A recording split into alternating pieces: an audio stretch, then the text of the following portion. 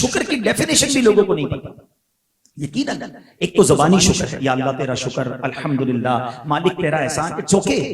لیکن شکر کی جو مکمل ڈیفینیشن ہے نا، کہ بندہ اس رب کی نافرمانی نہ کرے جس نے نعمتیں دی ہیں. اب پتہ چلا زبان سے تو یا اللہ تیرا شکر، یا اللہ تیرا شکر، نماز ایک بھی نہیں پڑھنی، حرام روزی کمانی ہے، اللہ کو ناراض کرنے والے سارے کام کرنے ہیں، اور تسبیح روزانہ الحمدللہ کی پڑھنا، یہ شکر نہیں ہے. اس کو ایک لاجک سے سمجھ لیجیے کہ آپ کو بچہ ملے نوجوان اور وہ کہے کہ جناب میں اپنے والد صاحب کی بڑی عزت کرتا ہوں، والد صاحب کے لیے تو میری جان قربان.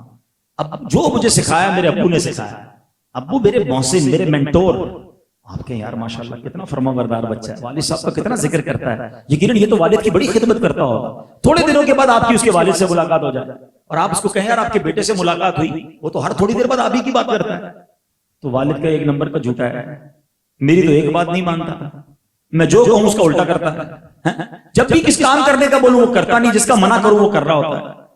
اب آپ اس بچے کے بارے میں کیا کہیں گے؟ یار ہمیں کہہ رہا ہے کہ والد صاحب کے لیے جان قربان، والد صاحب سب کچھ میرے لیے، میری تمام چیزیں والد صاحب کی وجہ سے، اور ابو کو ناراض کر کے بیٹھا بلا تمثیل، بلا تمثیل. سمجھو سارا دن میں کہتا رہوں یا اللہ تیرا شکر، یا اللہ تیرا شکر، یا اللہ تیری مہربانی، اور کام سارے وہ کروں جو رب کو ناراض کرنے والے ہیں. بتائیے کیا یہ شکر ہے؟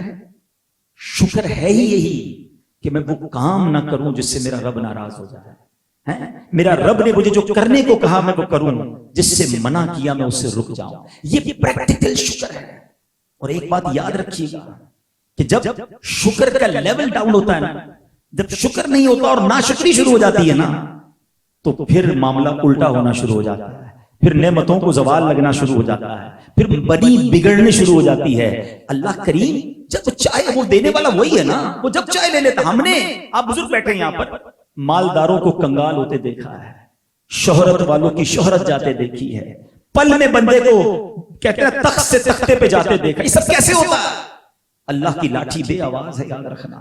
جب اس کا قہر نازل ہوتا ہے نا، جب وہ ناراض ہوتا ہے، پھر یہ سب کچھ چھن جاتا ہے. تو براہ کرم لائف گزارو ایسی کہ رب کے شکر گزار بندے بن کر گزارو. حضرت حسن بصری رحمۃ اللہ تعالی کا بڑا عجب قول ہے. آپ فرماتے ہیں کہ اللہ کریم جب تک چاہتا ہے نا بندے کو نعمت عطا فرماتا ہے، اور جب اس کی ناشکری کی جاتی ہے نا تو اسی نعمت کو عذاب بنا دیتا ہے. ابھی بڑی عجیب بات ہے، میں غور کرتا رہا کہ نعمت عذاب کیسے بن سکتی ہے. نعمت چھن جانا اور ہے، اور نعمت کا عذاب بن جانا اور ہے.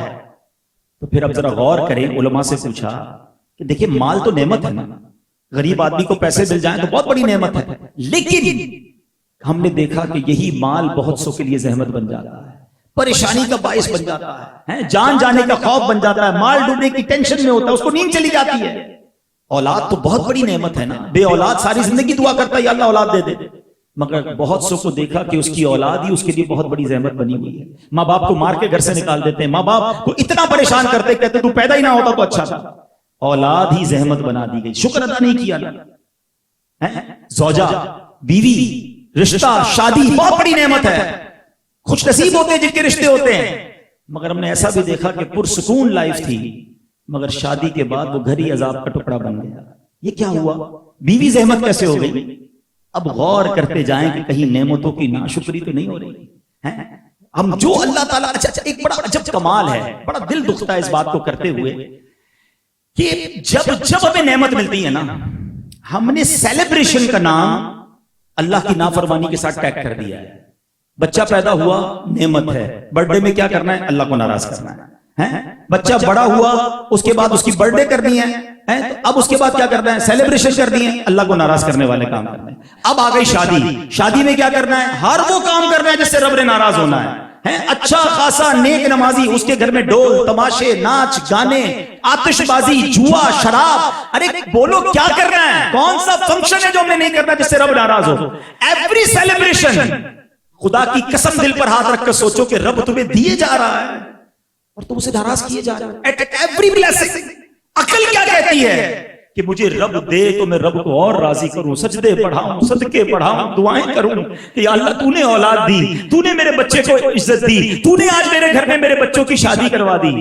مگر اب ہر سیلیبریشن، ایون نیا سال آتا ہے اس میں بھی ہم نے اللہ کو ناراض کرنا ہے. ہم نے نئی دکان کھولنی ہے, اس کی پارٹی کرنی ہے, اس پہ رب کو ناراض کرنے والا کام کرنا ہے. مجھے بتاؤ تو صحیح, یہ کیسا شیطان ہمارے ساتھ گیم کر رہا ہے. ہونا کیا چاہیے, آپ کو دنیا میں کوئی گفٹ دے, بہت اچھا سا تحفہ دے کہ بھائی آپ کے لیے تحفہ ہے, ہم کیا کرتے ہیں, بہت مہربانی, بہت شکریہ, ارے یار کتنا اچھا آدمی, کتنا خیال رکھا. اچھا ذرا آگے بڑھ کر کوئی ہمیں قرضہ دے دے, کبھی مصیبت میں کام آ جائے, کوئی ہیلپ آؤٹ کر دے, سفارش کر دے. بندہ کہتا ہے یہ بندہ کبھی ناراض نہیں ہونا چاہیے, مصیبت میں کام آیا. آج تم دنیا میں ایک بار کوئی کام آ جائے اسے ناراض نہیں کرتے ہو, اور رب جب تمہیں نعمت دیتا ہے تب تم اسے ناراض کرتے ہو. موقع نہیں چھوڑتے اللہ کو ناراض کرنے کا. خدا را اس ٹرینڈ کو چینج کیجئے. ہماری ہر سیلیبریشن, میں آپ سے پوچھتا ہوں یہ کتنی بڑی بے وقوفی ہے کہ میں خوش ہو رہا ہوں, میرے دوست خوش ہو رہے ہیں اور میرا رب ناراض ہو رہا ہے. ارے خوشی تو وہ ہے کہ میں بھی خوش ہوں اور میرا رب بھی مجھ سے خوش ہو جائے. میں بھی اپنے دوستوں کو پارٹی دوں, دوست بھی خوش ہوں, میں بھی خوش ہوں, میرا اللہ بھی مجھ سے خوش ہو. ایسے کام کرو نا. کیا قرآن خوانی کے ذریعے سیلیبریشن نہیں ہو سکتی؟ کیا جناب نعت خوانی کے ذریعے نہیں ہو سکتی؟ کھانا کھلانا منع نہیں ہے, مگر ہم اس کے اندر جو چیزیں ایڈ آن کرتے ہیں وہ اللہ کی ناراضی والے کام ہوتے ہیں. اور یہی وہ ناشکری ہے جو بعض اوقات ہماری نعمتوں کو برباد کر دیتی ہے. یعنی اب روٹی کی ناشکری کریں گے تو رزق میں بے برکتی ہو جائے گی. آج ہمارے دسترخوانوں سے کتنا کھانا پھکتا ہے, ہماری دعوتوں کا حال ہمارے سامنے ہے. تو پلیز میرے میٹھے اسلامی بھائیوں, اللہ کی نعمتوں کا قدر کریں, اللہ کی نعمتوں کا شکر ادا کریں, ناشکری کی طرف نہ جائیں.